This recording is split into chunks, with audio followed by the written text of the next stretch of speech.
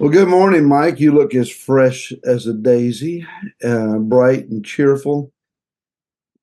Just having returned very recently from the land of Israel, and um, if I heard you correctly, this was your 34th trip and going over. I have a couple questions I want to start out with. Yeah, 34 once in a lifetime events. Agreed, absolutely. First question is number one, why would you go back to the land that many times when you've probably seen all the sites and been to all the places? Why do you keep going back and looking at the same thing?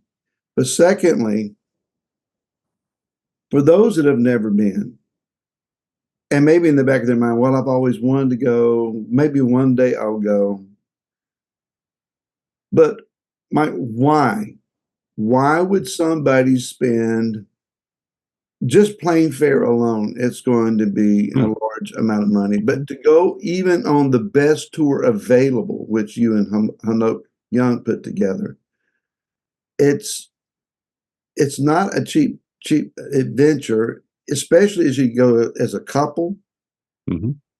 Uh, we're talking a chunk of change to go. Why should somebody go? What is it that they're going to encounter, experience, taste, see that is going to be life changing for them? And it's not just a sight. Okay. So you got about 3 hours? Yeah. We got Okay. all the time you need. Okay. That'd be about what it takes. First of all, why would I go back? I've seen it all. Yeah, I've been there 34 times, and a lot of a lot that is there I've seen over and over and over again. I've been to the Kotel, the Western Wall. I've been to Temple Mount. I've been to Har Bracha. I've been to the Sea of Galilee. I know what all of those places are, what they look like. Got it. Have I seen everything? Absolutely not. It's amazing how a country so small, Barry, Yes. can Yes. have so much.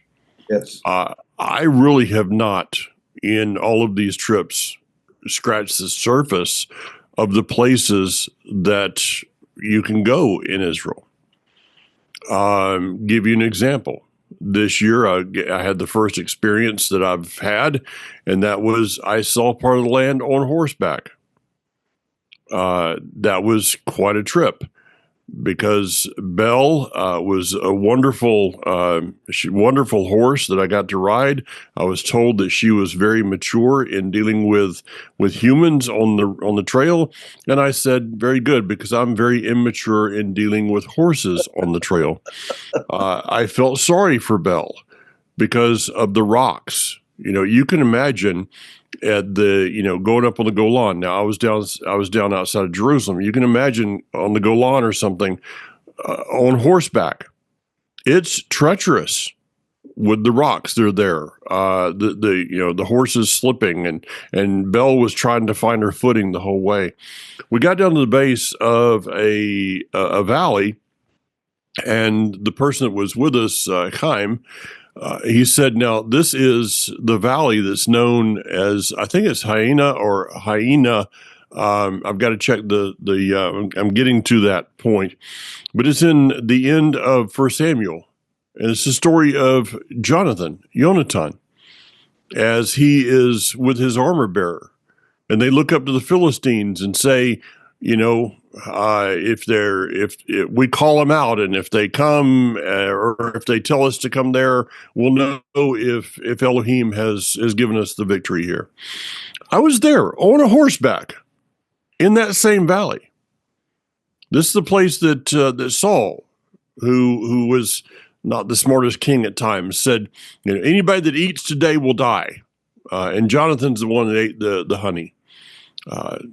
We were right there, looking up at that hilltop. Went from there a few days later up to Mount Gilboa, where Saul and Jonathan died. I had never been there before. I'd seen it from a distance. one of the most beautiful forests in all the world. So to say that I've seen everything, I haven't. Why should a person go? Why should they spend all that money to go to Israel? It's funny, Barry, because I don't know that I've ever had that question asked of, why should I go to Hawaii? Why shouldn't I take why shouldn't we take our children to the theme park that's going to cost $1,000 a day? Why shouldn't I, do all of the only time that I hear that question, I know that you're asking it for a reason. You're not actually asking that of personally, because you know the answers. But it is a question that people that ask. But something about, well, it's expensive to go to Israel. It's expensive to go to Walmart. Okay? Life is expensive. So what are we going to do? We have in life a certain amount of funds that we're going to be able to spend through our lifetime. For some, that's less. So for some, that's more. But where is the priority? People say, well, I've always wanted to go. I said this in my last video from Ben Gurion Airport. Kathy and I were in Alaska for a number of years. I spent 7 years. She was there for 6. And conversations, people, where have you lived? All those kind of things. I say, well, I live in Alaska. I've always wanted to go. They're 70 years old. Okay. It's apparent in looking to them that they're, they're not poverty stricken. And so you've always wanted to go. No, you haven't. You've always thought about going. But it's only been a thought because it doesn't mean anything to you. Mm-hmm. It's just a thought. What we want to do in life, we do. And for me, the first time going, I had 2 desires. I asked my church to pray. This is crazy. I was pastoring this Southern Baptist Charismatic Pentecostal with Messianic Zionist leanings church in a crabbing community in North Florida. Teaching replacement theology still. And I asked my church to pray that I would experience 2 things. Number 1, I wanted to feel the soil that, as I would have said in that day, Jesus walked on. I didn't know his name. I may have heard it somewhere, but I was in that transition. I wanted to feel the soil that Messiah walked on. Number 2, I wanted to feel the heartbeat of my Jewish brothers and sisters. 34 trips, 34 times, both have come true. And both times in different ways. Why am I planning trip number 35? Because of my first 2 goals, that the Father himself has remarkably, overwhelmingly answered every single time in such a way that it is every trip there has not just changed my life, it has defined my life. So picking up on the the common desire in going. And by the way, the Israelis can spot an American, not just a tourist, but they can spot an American as far as they can see.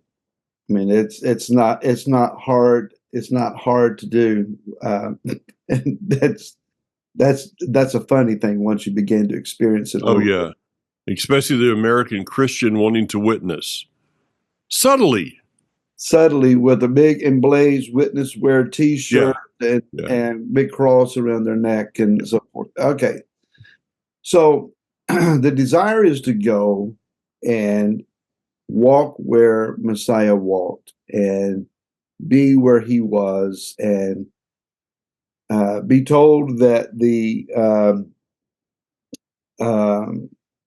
traditional sites, this is where he was born, this is where he was buried, this is where he was hung on the cross. Cha-ching, cha-ching. Yes, there are the tourist trap site, traditional sites that really have no merit. Yeah, buy your olive wood cross here. So from the Arab guy. Yes, yes. So, you need, if you're going to go to Israel, be sure that you're taking something other than the standard tours that are offered that's going to take you to the traditional sites, and you're going to miss Israel. Yeah. But the goal to go and walk where Messiah walked and be where he was and touch what he touched.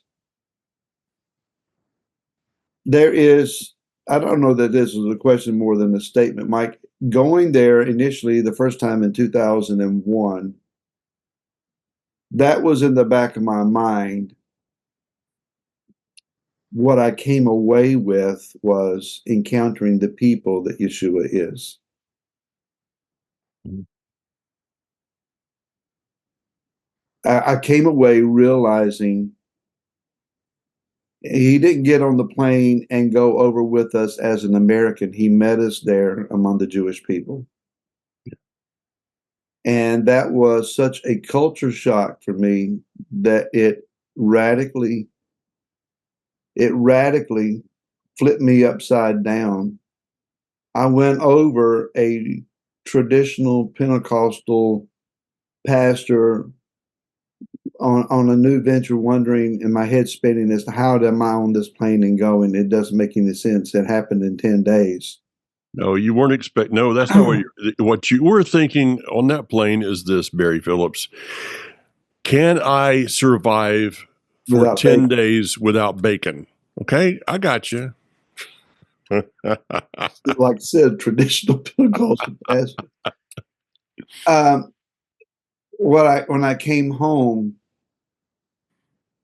my heart and mind and my spirit was so challenged, I didn't know how to think. So, I mean, what happened, Mike, is to encounter Messiah as a Jew who was Jewish, and I had no clue. If you want to find where Messiah walked and lived and existed there, he's still there.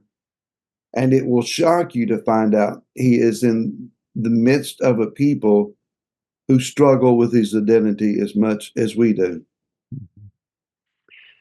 You know, events that happen. A lot of there was some amazing things that happened all over. I was able to go to Shabbat dinner with some new friends. That's a great honor. Not only did they invite me to Shabbat dinner, they asked me to do the blessings for the wine and for the bread. That's unheard of. Unheard of. When one of the parents reached out to one of the young sons to speak the blessing over their son in Hebrew, he looked at his parent and said, "No, you bless him first." I'd only met this little kid 10 minutes earlier, a half an hour earlier. He said to his parent, "No, you bless him first." In Hebrew, I don't know what he's talking about. I don't know what he's saying. His parent looked at me and said, he wants me to bless you first. Really? Okay. The horse ranch has messed me up bad. These little children that are special needs, they're high risk. They're from some dysfunctional homes. One little boy, Jonathan, of course, Yonatan. Here I followed the footsteps of Yonatan the whole time. I'm trying to figure that out. Why? What's the father trying to tell me in this? But this little boy, he's probably about 12, 11 years old. I was told that he didn't talk to people. much. He stayed mostly to himself. He's very wounded in some ways in his life, and he got there with some others to the ranch, and they have this little enclosure that has a duck that's got like 20 eggs, and has chickens, and has peacocks, and a couple of rabbits, all in, and a huge tortoise, all in this little enclosure. And this little boy walks in, and he's introduced to me. His name is Jonathan, and he walks into the pen. He reaches in and grabs a rabbit, and I'm watching this little boy as he's petting this rabbit, and it's not just the typical kid petting rabbit. It's like the rabbit's petting the kid. There's a deep emotional thing that's going on with this little boy. And he'd been introduced me. I don't speak enough Hebrew. Me and him could have gone and gotten ice cream together, but he speaks no English at all, except for maybe hello. And he looks up at me with this just compassion in his eyes. He looks up at me and he hands me the rabbit.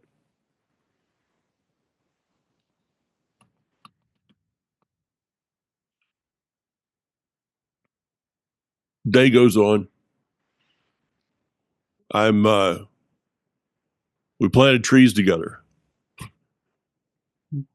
Nothing bad's going to happen when you hand an 8 or 10-year-old kid a pickaxe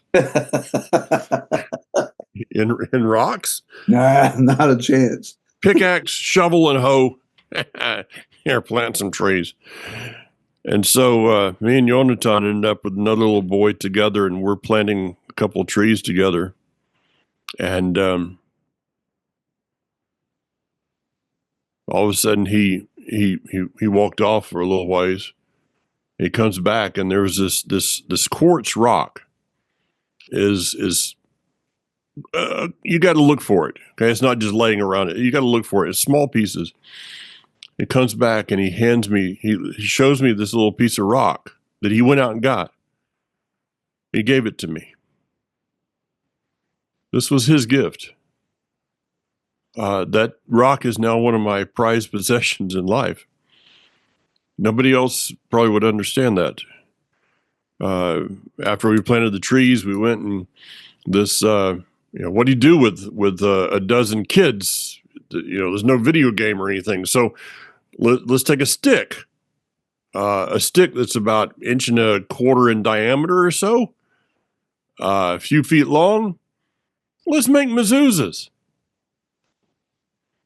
Okay. So what's going to happen if you hand a bow saw to a kid that's 8 years old? Nothing could possibly happen wrong, right? They'll have all their fingers.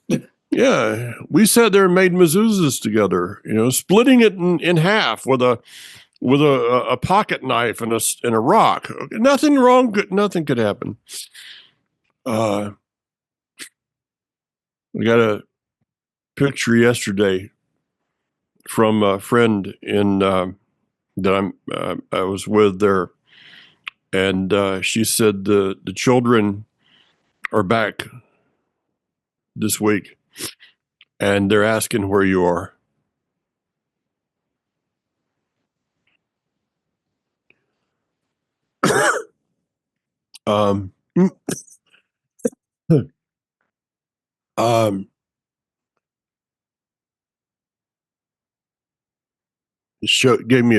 They sent me a picture of Jonathan.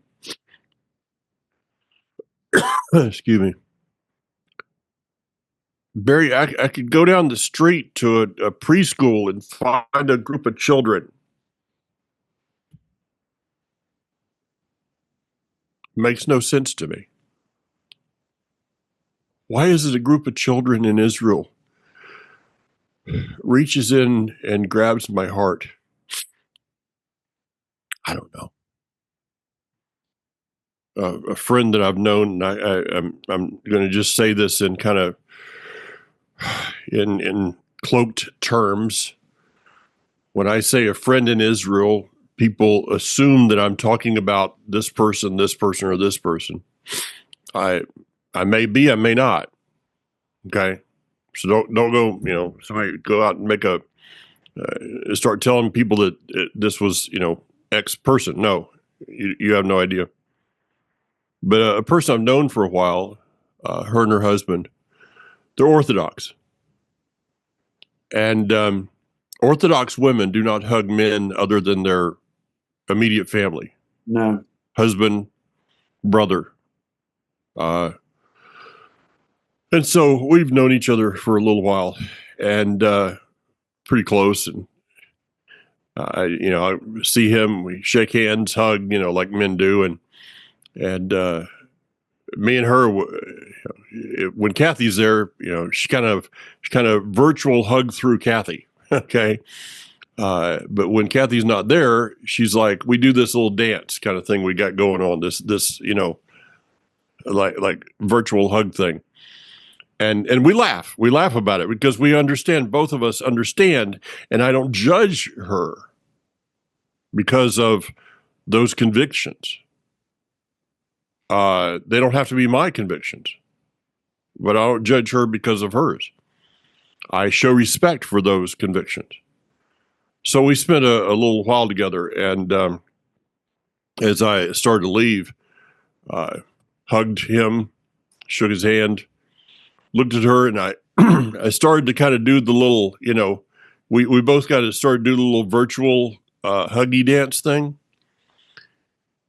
And she looked at me and she said, "Oh, forget it. You're my brother." And reaches out and grabs me, and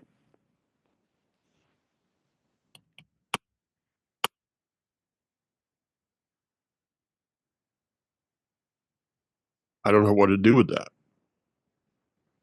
Mike, how many years has it taken to develop that kind of relationship? With some 27,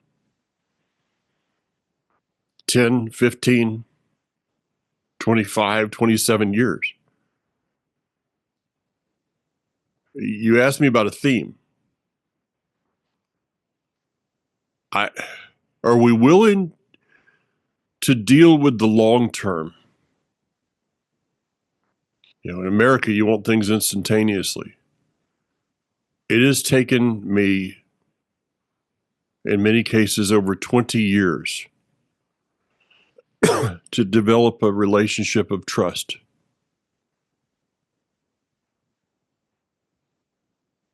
And I guard that. Yes. Yes. I guard that seriously. People have tried to destroy that relationship. I guard it at all costs. But that relationship has now allowed me to start to have discussions at a deeper level, as I did this time. Because what is not understood, Barry, is this concept, this phenomenon. The memorial for Miss Bhatia was just a couple of days ago. It was really good. What I'm saying on this broadcast, if Miss Bhatia was listening to this, she would be sobbing. Because what I'm talking about didn't happen in the 80s. This is new. But people think, oh, hey, I've departed from Constantinian Christianity, and I've started to observe the Torah, and I've gotten a new calendar, and I've got, and so of course, all the Jews, they should just accept me. No. As Dr. Sakina says, your luggage has become your baggage, and the baggage that we bring in, because of 1,700 plus years of Jew hatred, going back to Marcion and Constantine and the church fathers to Martin Luther. Just because I have found that it was not God that changed it from Shabbat, Saturday, to Sunday, but it was man that did it. And I come in and all of a sudden, hey, to my Jewish brothers and sisters, I call them brothers and sisters, and they're like, wait a minute, we don't see you as part of the family here. And what do you mean you're celebrating Shabbat? As I was told by one person years ago, well, you're a Gentile. You can observe Shabbat, but it won't really do you any good. They've changed their tune, by the way. Hey, I eat kosher. Well, not like you, but I mean, so that should just erase, Barry, that my 10 minutes of Torah observance should just erase 1,700 years. Mike, you could say that 100 times and not say it too many. That is, you hit a huge nail on the head, in that we, not just in Israel. If you encounter an observant Jew in America, uh, it's the same thing, where they look at you cross-eyed, and it's almost as if they're defensive in this regard. What are you doing with our stuff? Yeah. How dare you take our stuff and lay claim to it and think that it can in any way belong to you, when we have fought and died and shed blood and been chased from country to country and have been threatened with annihilation and complete genocide because of our stuff? How dare you take our stuff and think you know what to do with it? How dare you take a tallit and think it's a tablecloth? Yeah. Or a wall hanging. What are you doing? So Barry, when we encounter someone here, or especially in Israel, to announce our participation in what they hold very dear and treasure, it's more than just a cultural offense. It is a personal jab, especially when we still, in most manner and in most appearances, are not a lot different than, as you said, when we were in the Constantinian church systems. We have to be but very, very careful and let them see our heart and not our claims. it's kind of like a family. A family has got the family dog. The dog's been in the family for 10 years by itself. And it's helped the children grow up. It's protected them. It's done all of these things. And it's got its toys, little basket of toys. And you decide to go to the pound and buy a puppy.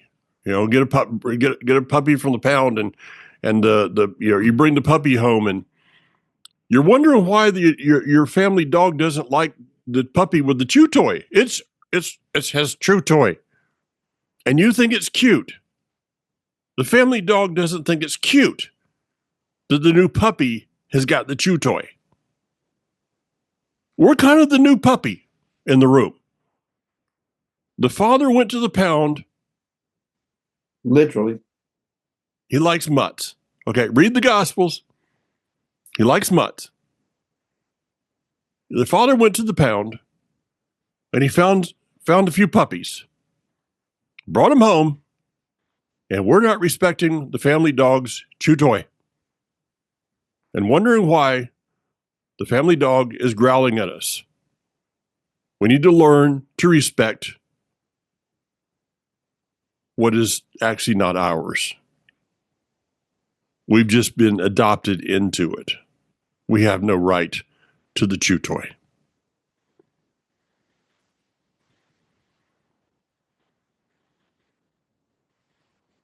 This kind of leaves you with a thud when we realize how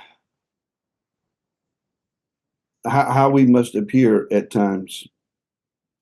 I had an occasion to be in a convenience store, what we would call a convenience store, up in the Perea area above the Galil or the Kinneret.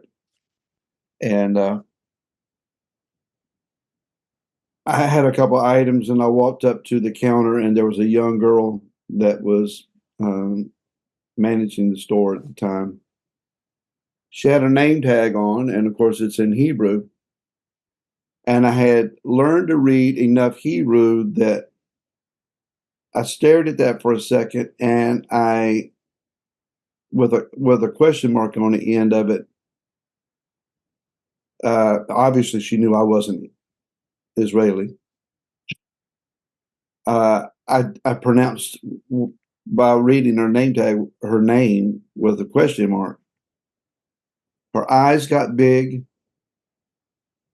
She smiled cautiously and nodded her head. Hey, we laughed about it, but that was a small fraction of a moment to connect. Yeah. It was just, um, it was one of those moments, Mike, where the cultural boundaries dropped aside and two people who had no clue about anything about each other than preconceived ideas could share a smile together. Well, maybe that's not a big connection, but it was. It was a moment where for an instant, the fear, the mistrust, the wall, it faded a bit. In Ephesians 2, Rav Shaul talks about this barrier, this petitioning wall that exists between those who are close, our Jewish family, and those who are far away, our Ephraimites. And it says that in Messiah, the wall comes down. It doesn't mean that we go over and broadcast Yeshua as we would on our Shabbat teachings. No. What it means is we trust him to open the wall. We don't go knocking the wall down because we have the authority of his name. No, we stand on our side of the wall without judging those on the other side of the wall and allow him to create a door in the wall as he will. Yeah. And we still might, even when the door is open, it doesn't mean you come waltzing in and say, well, I'm here. It means you wait for an invitation from those on that side of the wall. Come in here and let's have a conversation. And they're going to, I remember being with you in the land in 2001 and on the tour bus, and somebody in opined that the Jews believe all Christians are Catholics. And I immediately reared up and I said, I ain't a Catholic. I'm a Pentecostal brother. Don't call me no Catholic. And when I got on the plane coming home, I was realizing I am much more Catholic than I realized. Yep. And it's like, I got some things I got to pray about. And it wasn't that anyone, it was Jewish, pointed that out to me. No. They may think that, they may see that, and may even understand that. But when I was given the revelation that my Messiah was much, much more as they were than I am, I couldn't handle that. Yeah. I realized I don't know my Messiah because I don't know his people.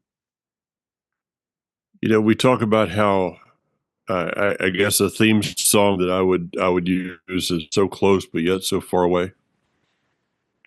I talk about how close I was in these relationships, but yet in conversations, I was once again reminded how far away we are on a lot of things. We have a lot of years ahead of us of tearing down those walls.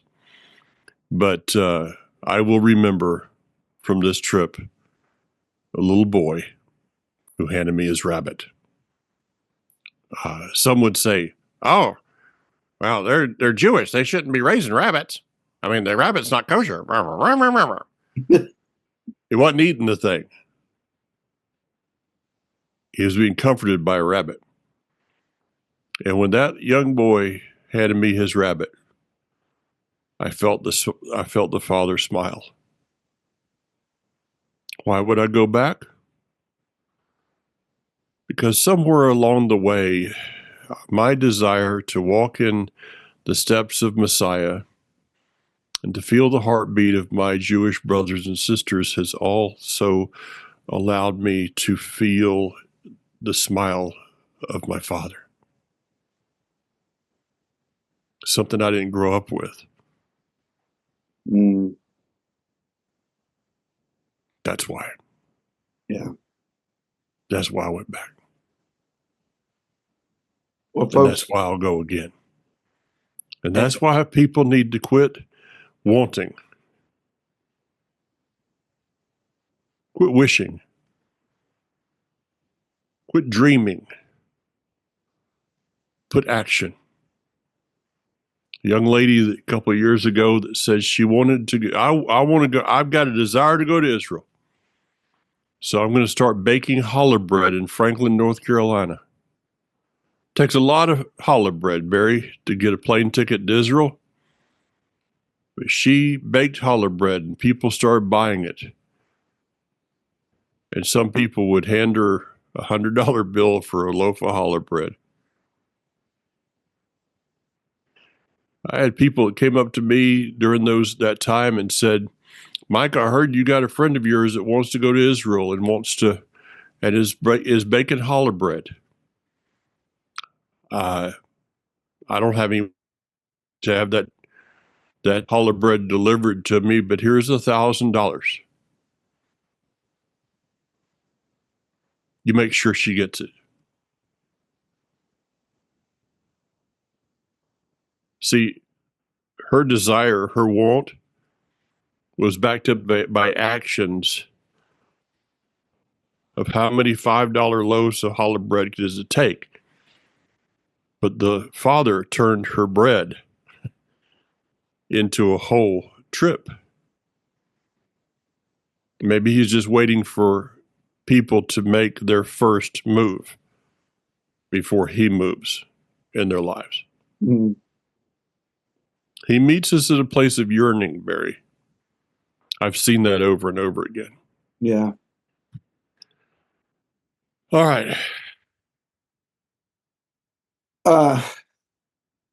Couple things to close this out. If you have any serious notion of wanting to go, number one, make sure you have a passport. If you don't have a passport, that's step one. You have to have one to go. Number two, you need a coffee can or a canister of some significant size with a picture of or the words of Israel on it, and start putting money in it. You have a yard sale, you put the proceeds in there, you get a bonus at work, you don't spend it, you put it in there. You seriously start putting money aside, and you start watching the calendar, number three, and listening to Mike's broadcast about the next Connect to Israel tour life experience. It's not a tour, it's an experience. Info should be out the end of this month. So you make a plan. You arrange for your pets to be cared for way ahead of time. You get off of work, you make the plans, and you keep looking at yourself in the mirror and you say, no excuses, I'm going. No excuses, I'm going. And the final thing is you show up at the airport and you put yourself on that plane. And you won't starve to death in Israel. You will come home gaining weight. You may not know any Hebrew. It'll be all right. I have bought food pointing You know, you go up at your counter and you point here, and they've seen Americans, they've seen tourists, they know what to do. They know how to. You will never find a more engaging, welcoming, helpful, glad to see you people than those in Israel. In America, you can go into a fast food restaurant and order a burger and they'll roll their eyes at you. In Israel, they're smiling, they're engaging, and they're happy to help, even if they can't understand the words you say. But buy a good pair of walking shoes, get out and walk some, build up some endurance, because you're not going to sit on a bus the whole trip and just look out the window. You're going to put your feet on the ground, and you're going to learn a lot. Yeah, you're going to learn a lot. And the question I asked the first trip: can you drink the water? Because there's some countries you shouldn't drink the water. The water is better in Israel than it is in the United States. It's safer. By far. Mike, thank you for sharing not only your experiences, but your heart. And if this episode can generate a genuine motivation in one person to go with you to Israel, well done. Thank you. Well done. Thank you. Thank you for sharing in your social media and for questions and comments. And your comments, what is your number one experience? If you've been to the land, what is your experience? Love to read those. We'd love to see those. So, Mike, until next week. You got it. See you, bro. Yep.